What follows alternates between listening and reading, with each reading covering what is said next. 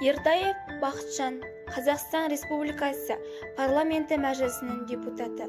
1952 жылы Жамбыл облысы Жуалы ауданы Кеңес ауылында туған.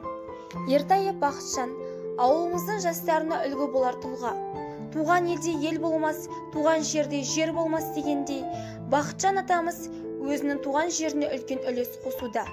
Туған жерін, елін ұмытпай, ауылдың тұрмысын жақсартуға күш жұмсауда.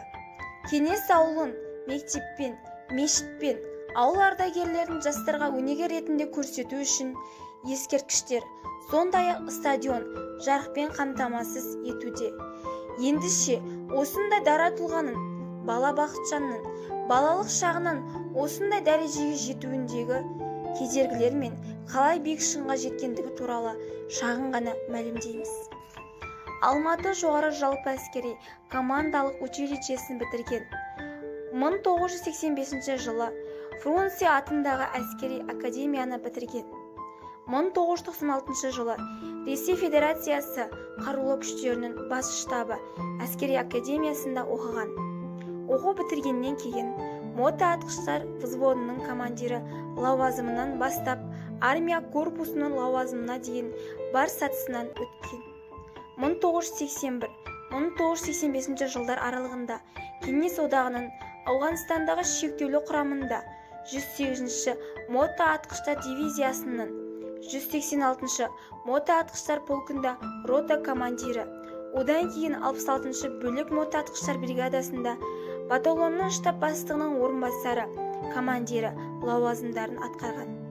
В январе-сентябре 2002 года начальник военной академии ВСРК.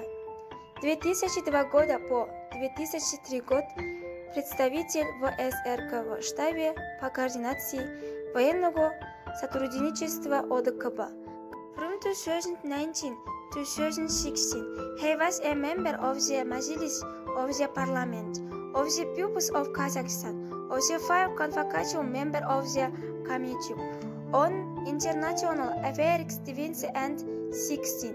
In March 2017, he was elected a deputy of the Majlis of the Parliament of the Peoples Kazakhstan of the 6th Convocation from the list of the Narodan Party. He was the man of People's the Order of the Fatherland, the Red Star of Glory of the 2nd degree and he orders and medals. He spares